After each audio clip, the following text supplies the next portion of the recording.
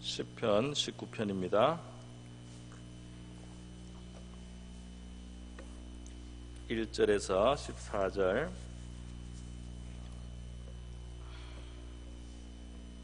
저와 여러분이 한 절씩 교독하시겠습니다.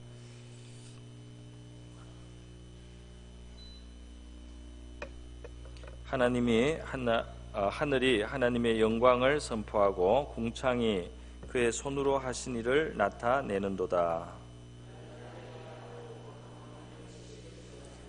언어도 없고 말씀도 없으며 들리는 소리도 없으나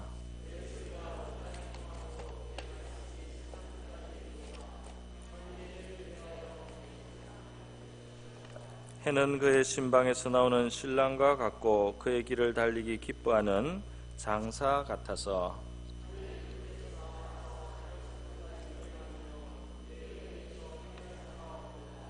여호와의 율법은 완전하여 영혼을 소성시키며 여호와의 정근은 확실하여 우둔한 자를 지혜롭게 하며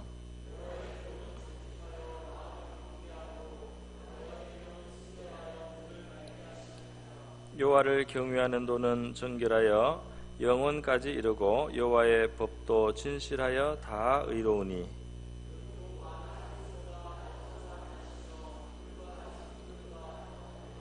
또 주의 종이 이것으로 경고를 받고 이것을 지킴으로 상이 크니이다.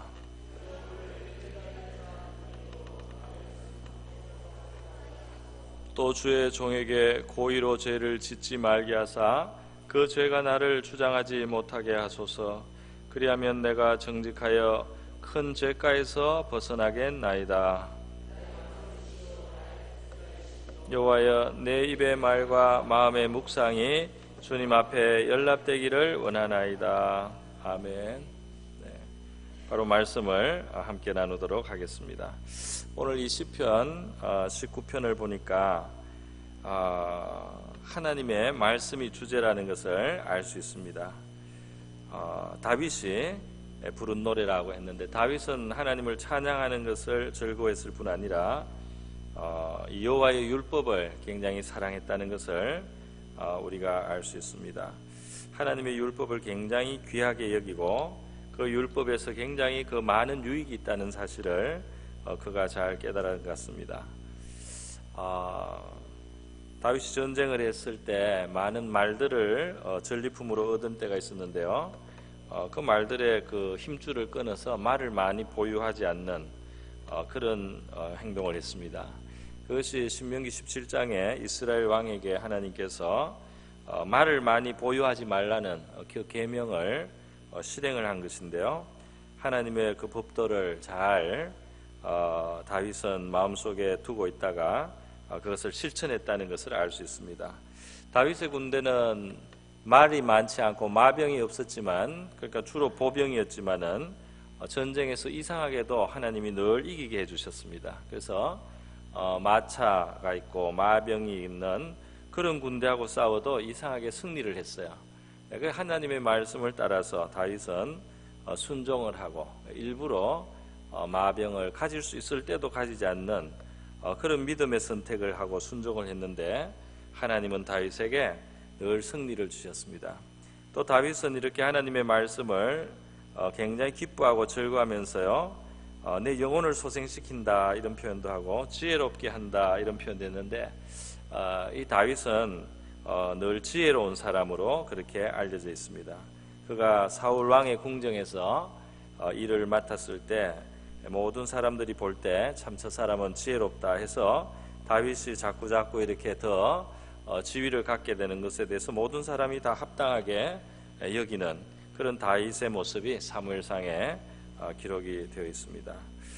이 다윗이 정말 하나님의 말씀은 꿀처럼 달고 송이꿀보다 더 달고, 그리고 내가 이 말씀을 참 대하면은 내 영혼에 기쁨이 된다는 그런 표현을 지금 여기 하고 있습니다. 또 허물을 깨닫는 것에 대해서도 말씀의 효능에 대해서 다윗은 지금 말씀을 하고 있습니다. 그러니까 다윗이 하나님의 말씀을 생각하면서 자기 자신의 모습을 많이 깨닫고 회개하면서 하나님 앞에 자기 죄를 고백하고 뉘우치는 그런 생활을 했던 사람이다 하는 것을 우리가 알 수 있어요.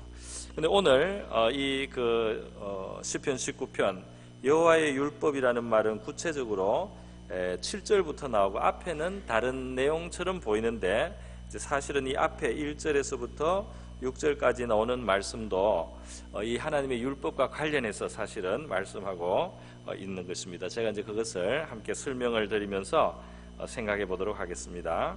1절에서 6절에 보면 굉장히 거창하죠. 하늘이 하나님의 영광을 선포하고 궁창이 그 손으로 하는 일을 나타내는도다. 그러니까 이 자연 만물, 특별히 이 넓은 하늘과 이 궁창을 보면서 하나님의 영광이 나타나고 창조주 하나님의 하신 일들이 보여지고 있다 이랬습니다. 여기 이 하늘은 그냥 파란 하늘만 생각하는 것이 아니고 우리가 한번 이 하늘을 여러 하늘을 한번 생각해 보면 좋겠습니다. 아침에 동토는 하늘도 있고 푸른 아주 푸르디 푸른 하늘도 있고 또 석양에 영광스럽게 불타오르는 하늘도 있고요. 또 뭉게구름이 피는 하늘도 볼 수 있고 또 먹구름이 끼고 천둥과 우레가 치는 그런 하늘도 볼 수 있고 또 밤하늘에 말이죠.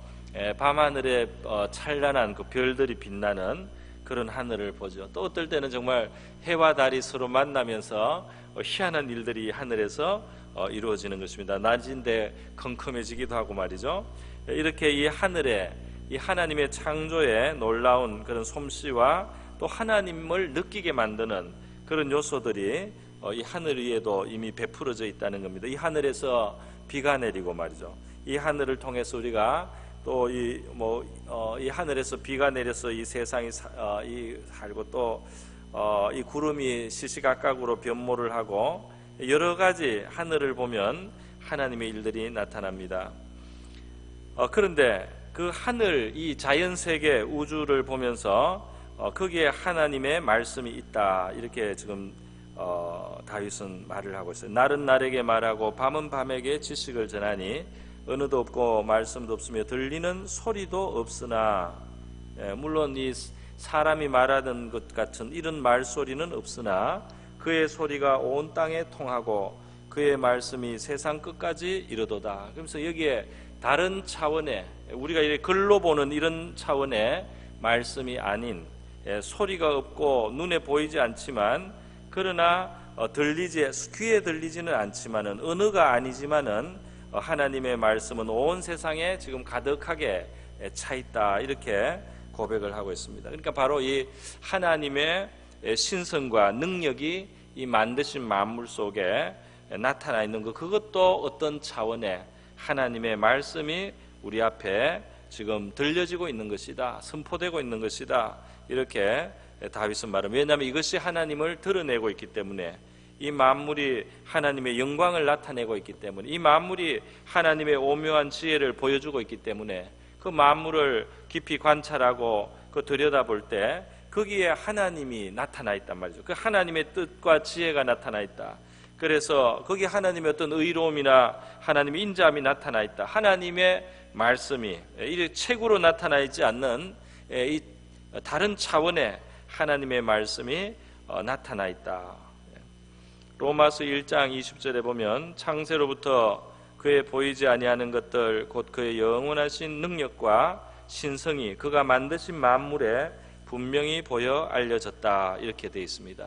이 하나님의 신성과 능력이 하나님이 만드신 이 세계 만물 가운데 드러나고 있단 말이죠. 그렇게 말씀합니다.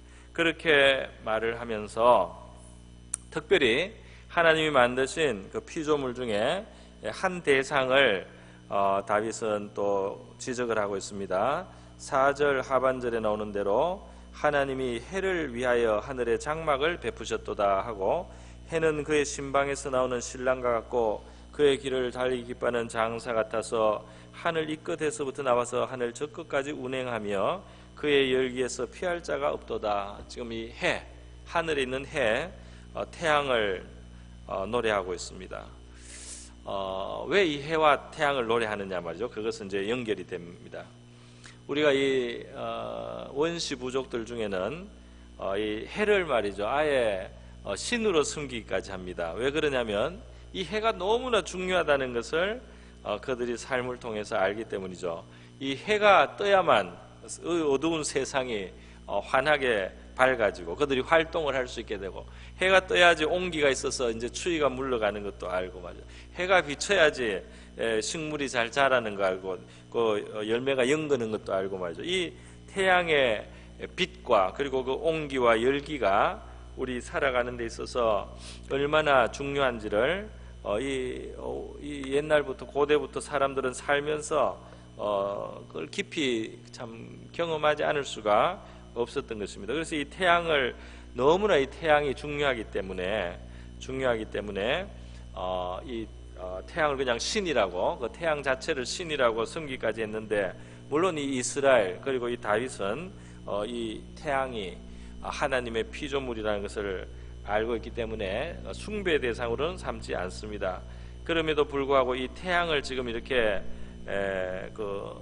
찬양하듯이 이렇게 말하는 이유는 바로 이 태양이 하나님의 그 피조물로서 이 지상에 있는 존재들에게 생명을 주고 너무나 그 중요한 역할을 하는 그 모습이 바로 뒤에 나오는 하나님의 그 율법이 우리의 영혼을 향하여서 작용하는, 그 작용하고 닮은 점이 있기 때문입니다. 그러니까 이 태양이 비침으로써 비로소 어두움이 물러가고 환해지고, 그 온기가 생명체들을 살게 하고 기르고 말이죠.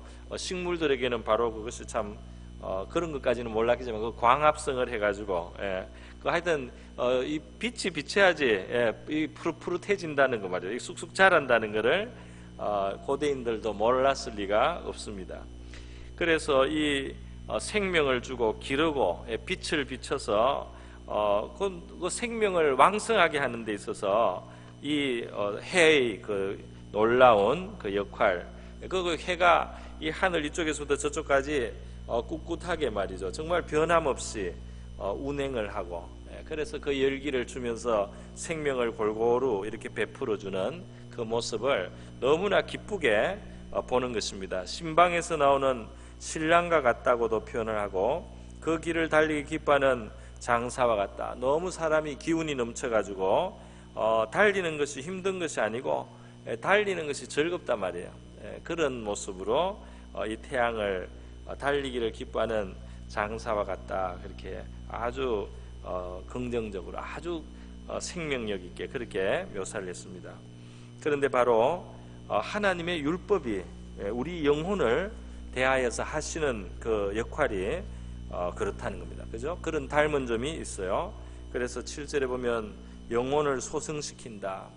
태양이 비치면서 이 식물들을 기르듯이 하나님의 율법, 하나님의 말씀이 우리의 마음에 찾아오고, 우리가 그 말씀을 마음에 받아들이고 그 말씀을 기억하고 품고 믿고 이렇게 할 때 우리의 심령에 힘이 되고 믿음이 되고, 우리의 심령에 낙심했던 것도 일어나고 말이죠. 우리의 심령을 살려주는, 소생시키는 그런 역사를 합니다.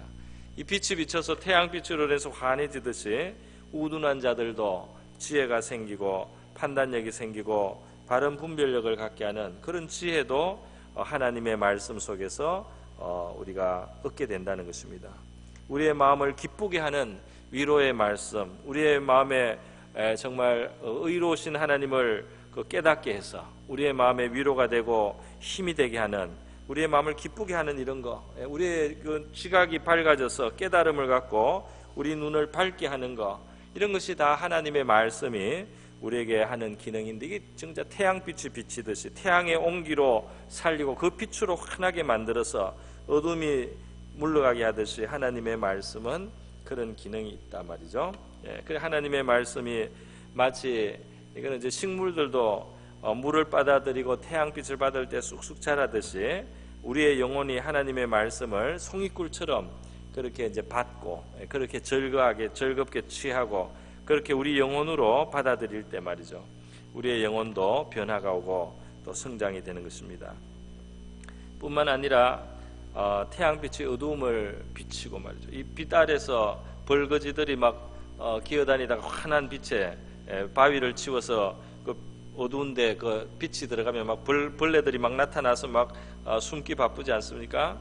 하나님의 말씀이 비쳐서요, 경고가 되고 우리의 허물도 깨닫게 되는 그런 일들이 있습니다. 그래서 이 말씀이 우리에게 약이 된다, 우리에게 지혜가 된다, 우리에게 기쁨을 준다, 우리를 지혜롭게 한다, 우리의 영혼을 소생시킨다, 이런 말씀을 하다가 하나님의 말씀의 또 다른 그 작용이죠. 그 작용이 우리의 죄를 깨닫게 한다 말이에요. 우리의 허물을 깨닫게 한다. 그리고 경고를 받게 한다. 잘못된 것을 피하게 하고 죄를 깨달아서 벗게 하는 이런 역할을 하나님의 말씀이 한단 말이죠. 우리가 늘 뭐 하나님의 말씀은 옳은 것을 의롭고 또 인자하고 겸손하고 이런 것을 하나님 말씀 우리에게 가르치고 있다는 것을 아니까 대략 하나님 말씀 뭐 그렇고 알지 그렇게 생각하지만 우리는 우리가 하고 있는 잘못을 정말 깨닫지 못하고 있을 때가 있습니다. 그래서 이 말씀으로 딱 부닥칠 때만 비로소 뻔한 거지만은 모르고 있다가 딱 부닥칠 때 깨닫고 정말 내가 잘못했구나 이렇게 깨닫는 순간이 있습니다. 여러분은 혹시 그런 경험이 없습니까? 정말 내가 어떤 행동을 할 때 너무 이게 정당하다고 생각을 했어요. 너무 이게 정당하다 그렇게 생각을 하고 했습니다. 그런데 하나님 말씀을 딱 보니까 그것이 바로 하나님이 악으로 여기시는 어떤 일인 거예요. 그래서 깜짝 놀라서 하나님 앞에 회개하는 경험, 저는 생각해 보니까 그런 게 있더라고요. 있어요. 그래서 그 당시에는 그 상황이 너무 내가 그러기가 자연스럽고 그랬는데 그 속에 정말 죄가 있구나. 그래서 회개를 하고 말씀 앞에서야 비로소 내 죄를 깨닫는 참 그런 것이 우리 인간의 모습인 것 같습니다. 내가 저절로 항상 내 잘못을 깨닫는 것이 아니에요. 하고 있으면서도 모르기 때문에 더 그러는 것입니다. 그래서 이 하나님의 말씀이 비추어서 내 허물을 깨닫게 된다고 또 내가 고의로 죄를 짓지 않도록 도와달라는 기도를 이어서 하고 있습니다. 그런데 여러분 하나님의 말씀에 결국 이 기능이 마지막으로 최종적으로 우리를 데려가는 데가 있습니다. 그게 뭐냐면 하나님의 말씀을 많이 기억하고 있다라든지 단순히 그것이 그 궁극적인 목적이 아닙니다. 내가 하나님 말씀을 많이 안다 그것이 목적이 아니죠. 그거는 하나님 말씀을 많이 우리가 접하려고 하고 많이 우리가 알려고 하고 많이 기억하거나 이렇게 하는 것은 진정한 어떤 그 목표가 있기 때문에 그 목표를 위해서 필요한 어떤 과정이고 수단이라고 할 수 있겠습니다. 하나님과의 관계에 있어서 결국 이 하나님이 받으실 만한 생각을 하고 하나님이 받으실 만한 그런 말을 하고 하나님이 받으실 만한 그런 의중을 갖고 하나님이 받으실 만한 기도를 하는 그런 사람이 되는 것이 하나님의 말씀이 우리에게 결국 열매를 맺어서 이루어져야 되는 마지막 모습입니다. 그래서 오늘 그것이 14절에 나오고 있어요. 나의 반석이시오 나의 구속자이신 여호와여 내 입의 말과 마음의 묵상이 주님 앞에 연락되기를 원하나이다 그랬어요. 내가 마음속에 품고 있는 생각, 내가 가지고 있는 기도, 내가 내 입에서 나오는 말, 또 내 입에서 나오는 기도 이런 모든 것들이 또 내 마음속에 있는 품은 생각까지도 하나님 앞에 연락될 수 있기를 원합니다. 그것이 하나님이 받으실 수 있는 기쁘게 받으실 수 있는 것이 되기를 원합니다. 이렇게 마지막에 이 고백이 나오고 있습니다.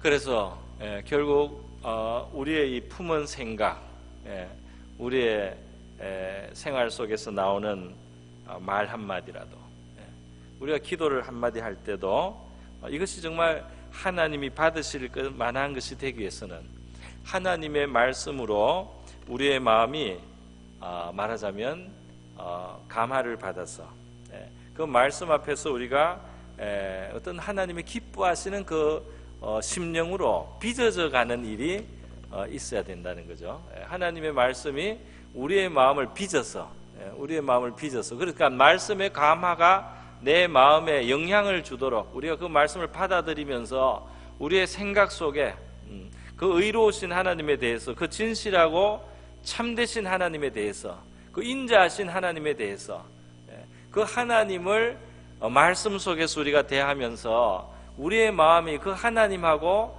어울리게, 그 하나님하고 우리가 좀 같이 갈 수 있는 그런 심정으로 우리의 마음이 빚어져야지.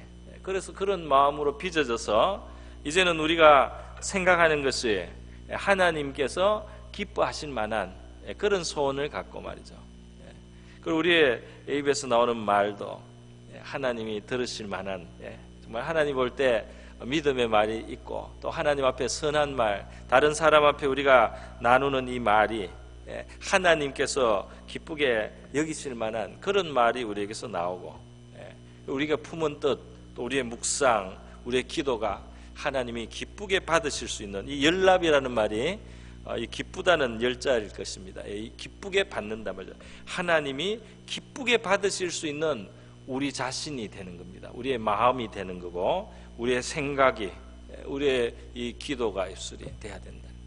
그러니까 말씀에 의해서 우리 심령이 그 빚어지는 거 말이죠. 그 말씀에 의해서, 묵상에 의해서 우리의 마음이 빚어져 가는 거, 이것이 우리 신앙생활에 굉장한 그 본질에 들어가는 겁니다. 본질적인 거예요. 그러니까 신앙생활은 물론 우리가 어떤 정해진 어떤 그걸 해야 되겠죠. 예배를 나와서 예배를 드려야 되겠고, 기도 시간을 지키고 이런 거는 당연히 해야 되지만, 그 모든 것이 무엇을 위해서 있느냐?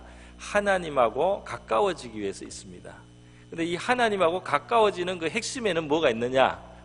하나님의 말씀에 의해서 내가 감화되어서 변화되는 거예요. 내가 변화되는데 어떤 방향으로? 하나님하고 잘 어울리는 사람으로, 그 생각하는 것이나 마음 먹는 것이나 뜻하는 것이나, 그래서 그것이 나중에 내 입으로도 나오는 말이 그 하나님이 기뻐하실 만한 것으로 내가 자꾸 그런데 이런 과정은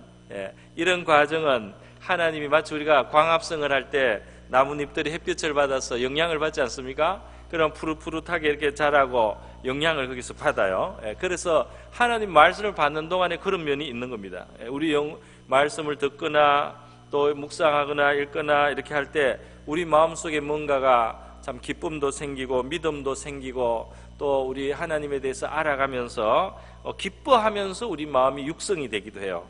그러나 또 다른 면에서, 그러니까 달게, 그것이 참 다르면서 우리가 변화되기도 합니다. 그런데 또 다른 면은 뭐냐 하면, 그 말씀을 보면서 우리가 회개할 것을 깨닫는 거죠. 그 허물을 깨닫는 겁니다.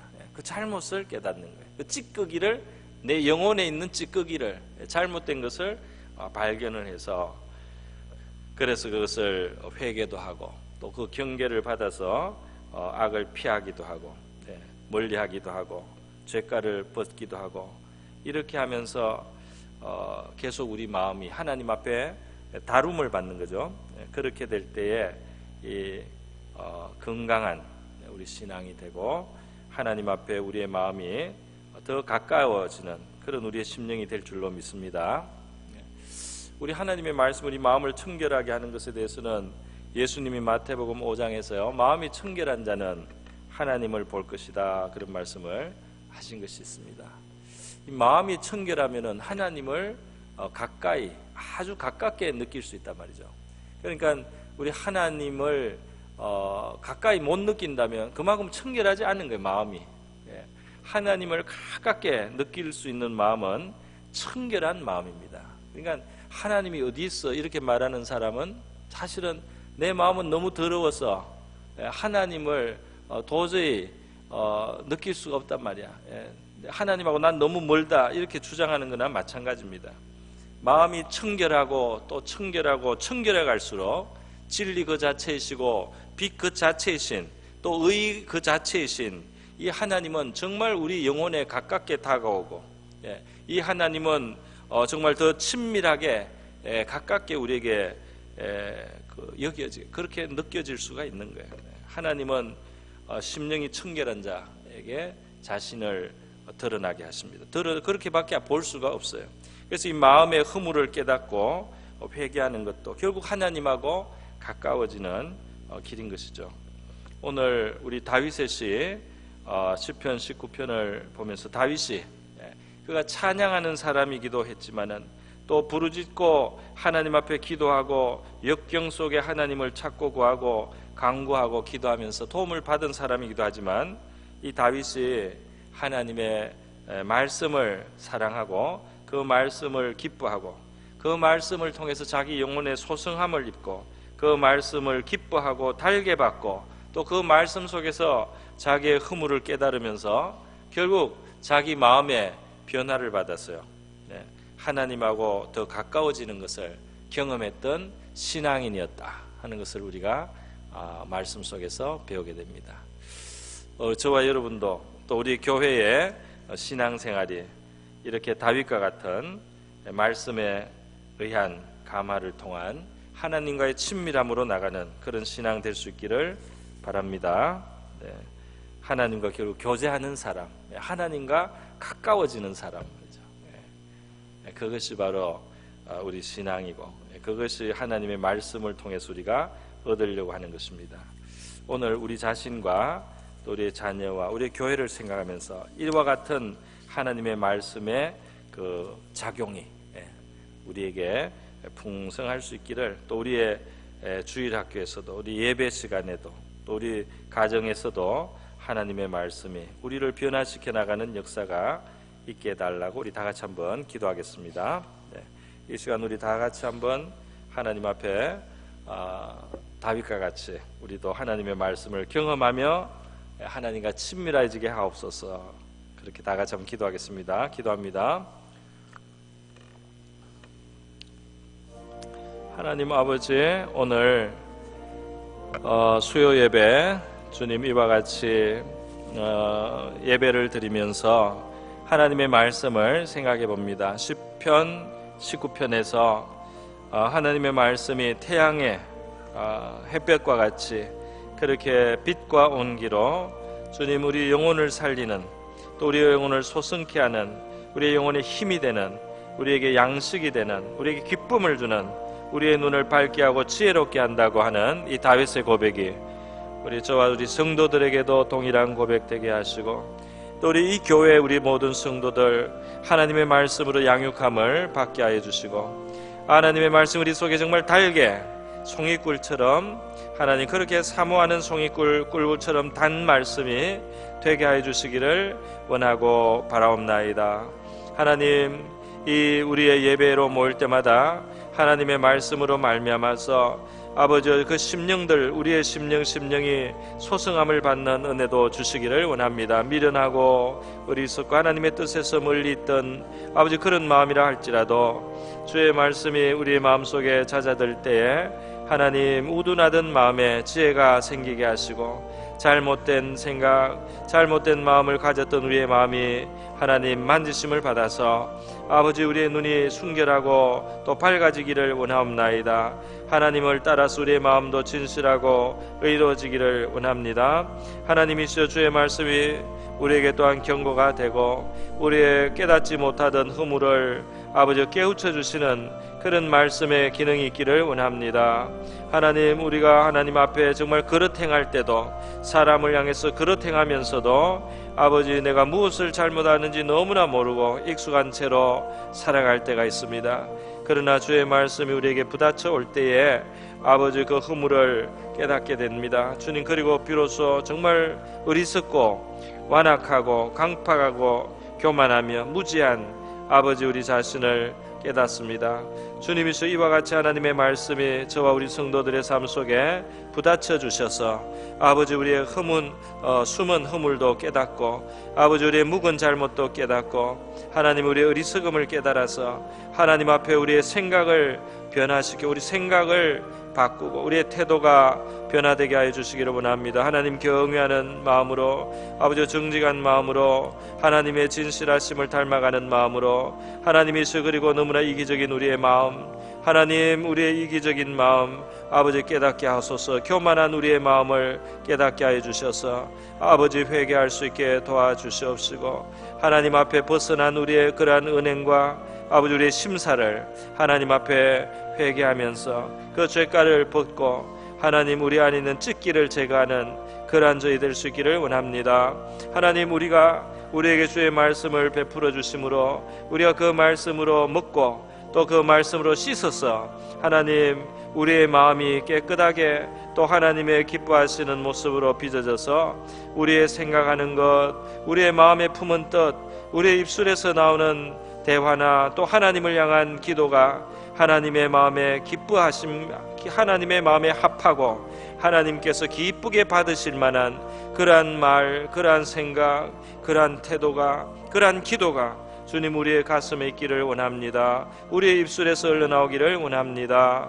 주님이시여, 우리 말씀을 가까이 하는 이 모든 우리 성도들 축복해 주시옵시고, 우리 성도들 하나님 아버지, 저와 우리 성도들에게 이와 같이 말씀에 하나님 복을 주시기를 원하옵나이다. 우리 오리동 남부교회 많은 아버지 통독과 또 성경을 읽기도 하고 여러 가지로 아버지 말씀을 가깝게 하는 그런 좋은 습관들 주신 것을 감사드립니다. 하나님의 말씀이 아버지 우리의 마음속에 찾아들게 하여 주시옵소서. 그래서 우리가 하나님 앞에 아버지 연락되는 아버지 그러한 심정들, 그러한 아버지의 마음들, 그러한 하트가 되게 하여 주시기를 원하고 바랍니다. 할렐루야, 감사드립니다. 할렐루야, 감사합니다. 감사합니다.